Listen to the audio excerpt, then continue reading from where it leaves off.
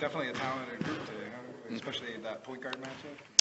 Yeah, it was a talented group, and we were impressed. I just asked the guys after the workout about their schedules, and 3 of the 6 had workouts yesterday in places that aren't real close to Phoenix. So that kind of tells you a little bit about the process and what these guys go through.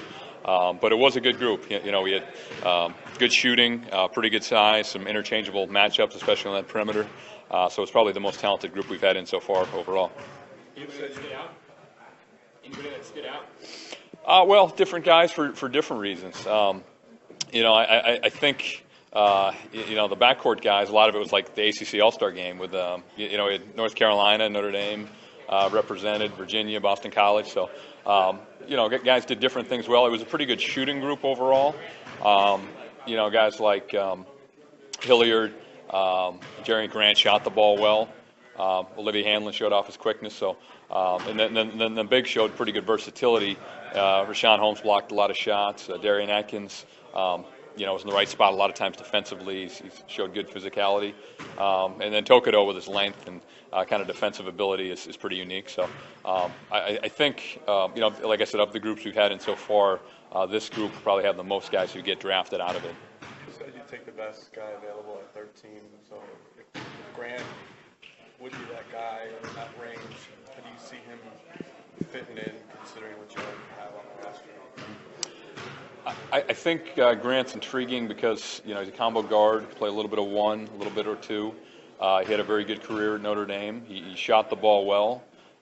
He comes from a good pedigree, good basketball family, and his brother's in the league, 76ers, and his dad and uncle obviously played a long time. So, we value that. We like the way Notre Dame plays. We like their style. We think it's kind of how we play or how we'd like to play. He's an intriguing guy. We're going to get a chance to spend some more time with him after the workout, but he certainly showed well today. Decision making, he didn't turn the ball over a lot considering there's a ball to his hands. Could you see that today, or just in general with him this senior year? Yeah, you could, and I think some of that is basketball IQ and intelligence, and some of that is coaching. Certain teams have good systems where they value the ball and don't turn it over. Notre Dame's one, Wisconsin comes to mind as another. So you can see that some of their players are pretty well trained, but at the same time, a lot of it is instincts, and he made some nice passes out here today, especially in the 3-on-3 action. You think that he could defend both positions at this level? I do. Yeah, size-wise, he's kind of bigger than, I guess, what you think of as a traditional 1, maybe a little smaller than a 2. But he's got decent strength, decent length, pretty good quickness. So yeah, I do. Of all the sort of facets of your job, how much do you enjoy this part of it, having the guys here, getting to talk to them, that kind of thing? It's fun. It's enjoyable because the process is so thorough, or I guess so involved throughout the year. For really about 10 months, our scouts travel the world. They watch film, they watch practice, they talk to coaches, they gather all kinds of information about the players, but really only for the months of May and June can we interact with them. And so it's like you have a certain picture of a guy, you have some thoughts about him, but you don't really know until you get the chance to see him work out in person. We put them through some different things out here that they don't necessarily do for their college teams, and then we get to spend some time with them. Not only after the workout, but our trainers and strength coaches spend time with them in the weight room. Our assistants spend time with them before and after the workout on the floor.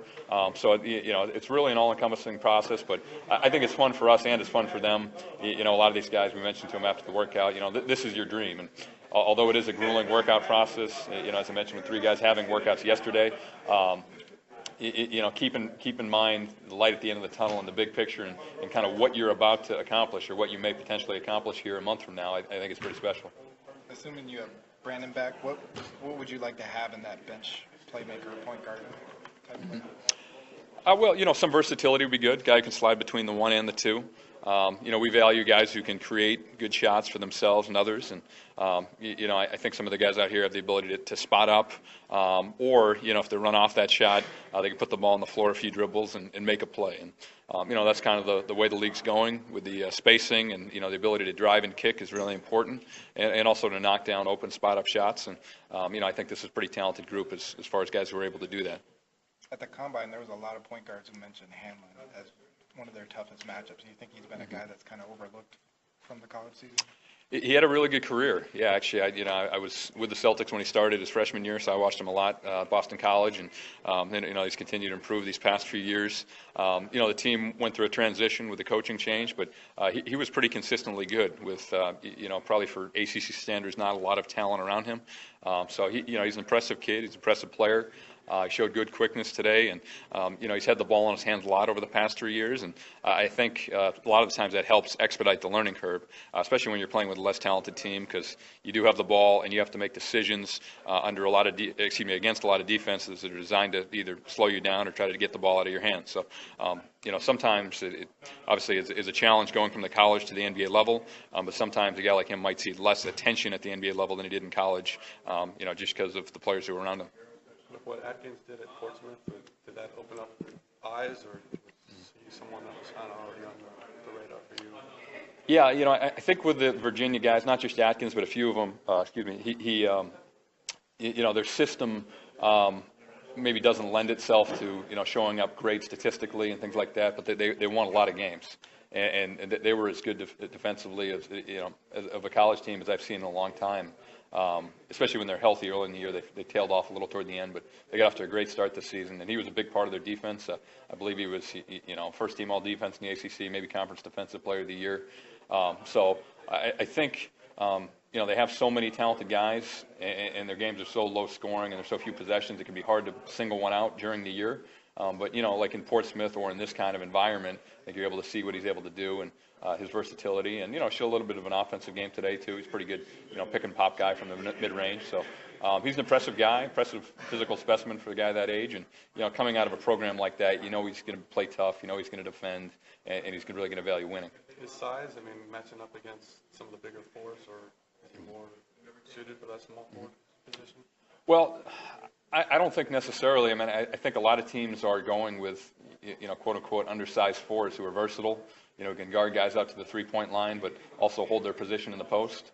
So I think he's able to do that. Draymond Green's having a lot of success in that kind of role right now. He was the guy that slipped to the second round because he didn't fit the, kind of positional box, the prototypical size and length and all that. So I think he's probably more suited to be, that kind of four. Does Tokoto have to show a reliable shot to be in the NBA, or does he have already skills defensive-wise and athleticism to be there? Yeah, he does a lot of nice things. He's got good length, as you mentioned, good defensive ability, gets a lot of steals, passes the ball pretty well. You can tell he's been working on his shooting, and it has improved from what we've seen in North Carolina. But, there's still some work to do there.